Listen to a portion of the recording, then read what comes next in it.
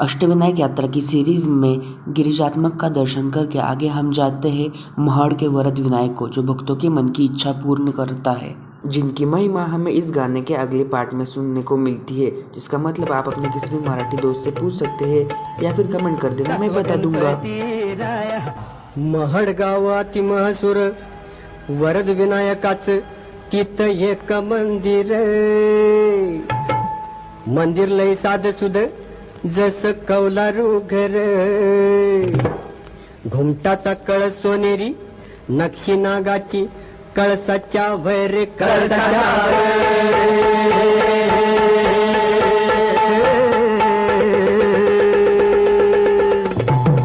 सपनात भक्ताला कळ